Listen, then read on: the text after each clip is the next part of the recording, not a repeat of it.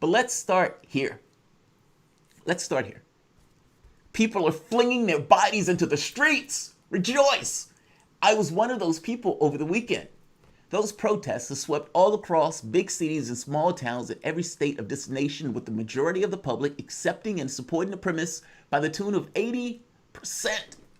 84 to be exact. Also, the protests are not just here, but those protests are around the world. Sydney, Germany, the UK yanked down the statue of the slave trader and chucked him into the ocean. It is astonishing, the frenzy and the energy. It's energetic, it's amazing, it's profound. What, may I ask, is so fundamentally broken with your world that all of these people around the world will take the energy to go out into a hot day and to walk and to chant and to get across, anchor and discuss? I strongly suspect that many of the people in the streets are supplanting their own feelings of disgust with what they experience as needlessly oppressive society, with the inciting incident that took place with Floyd. Basically, there are intersecting concerns that are bringing these people out to the protests, even though they may not be able to articulate it in very specific terms. The disgust of many is basically representing in a catastrophe of one. The operative question is, why are police necessary in the first place?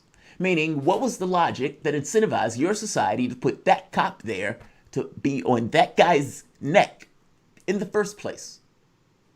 We have 5% of the world's population. 25% of that world's population's in our prisons.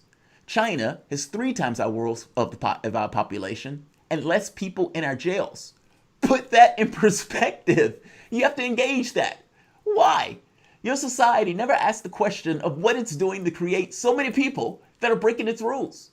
The judge wags his finger, calls that individual bad names, and sends him away. Brings in the next person and does the exact same thing. The question is, what is your society doing?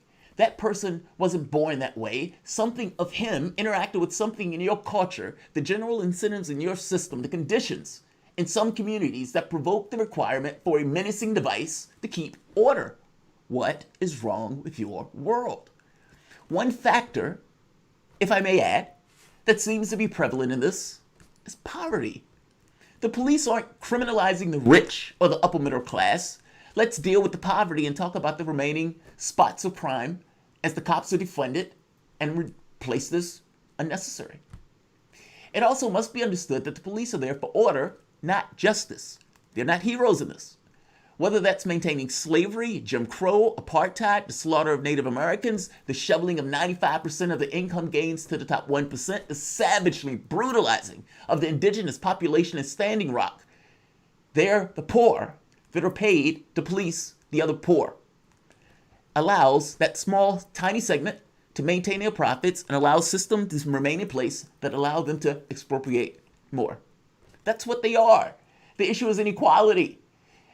The amount of energy that it takes to maintain the level of inequality in your system is basically the cops. That's what that thin blue line is. The truth of the matter is that your society makes a political choice to allow some in your society to wallow in poverty while a small segment lives in opulence.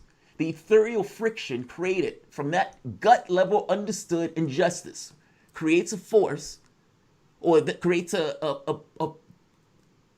energy or potential energy that requires a force to keep your system in place. Otherwise, the poor would create an army and descend on Beverly Hills. My point is that your issue is inequality. That cop is there because your political system has made the choice not to invest in resources necessary to eliminate the need for those cops. Instead, preferring to allow Jeff Bezos to be the first trillionaire.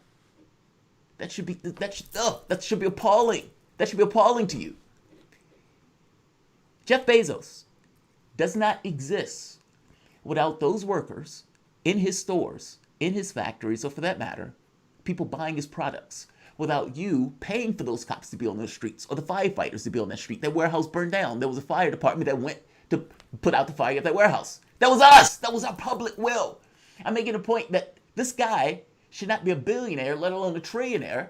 And the notion that he did it by himself, but any of these guys did it by himself, when it takes workers and human beings and all sorts of a society to allow him to do that, it's obscene for us to even have to make the argument that he shouldn't be a trillionaire, or for that matter. a billionaire. And yet, here we are.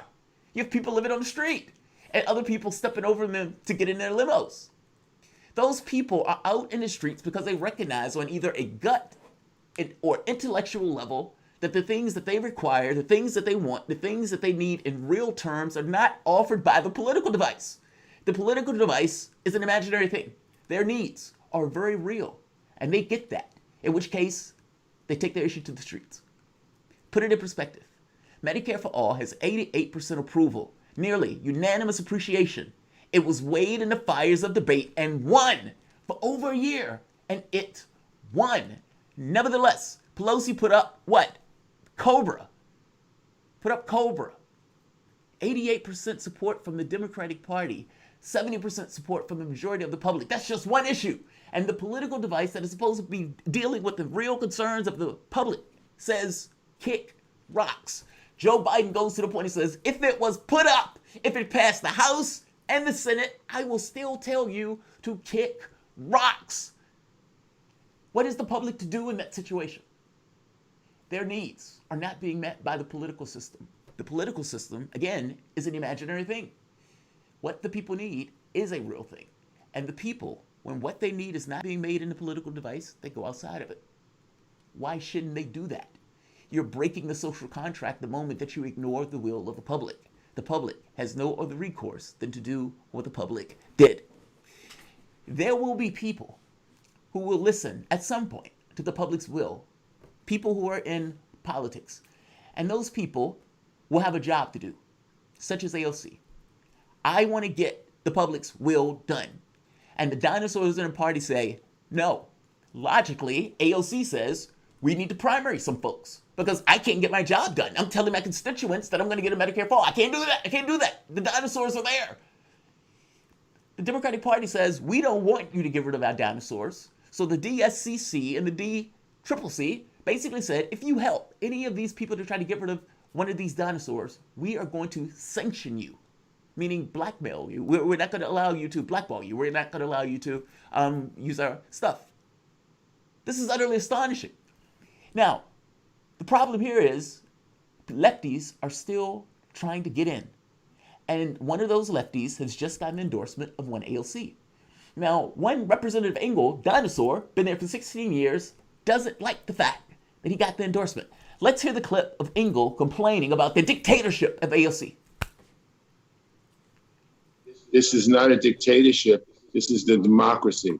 We shouldn't have one person from high, even though she's a colleague of mine, think that she can anoint whoever is elected to Congress. That's not what democracy is all about. So I'm tried and true. I've been there. I've worked hard. I've done things for people. As I said to people, 2-year term, I asked for a renewal of my contract for another 2 years. How sad is that? A dictatorship? What are you talking about? A dictatorship? She gives him an endorsement. She's perfectly legitimate to give him an endorsement.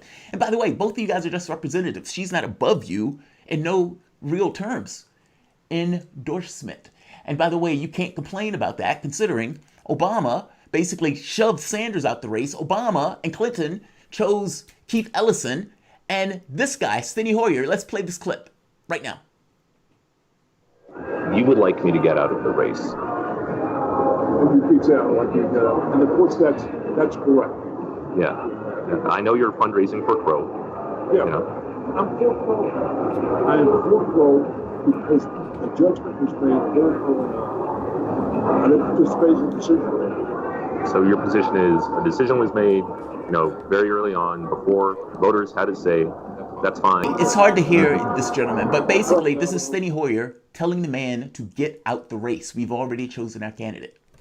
Don't tell me that this woman is a dictatorship because she gives an endorsement. You guys have had all sorts of asserting control. You've been there for 16 years. This is not about an endorsement. There are people who want things. The political device is not giving them, and you're part of that political device. Get out the way. Bob, I know it was hard to hear, but Steny Hoyer was basically telling the gentleman, we've already chose our candidate, get out the race.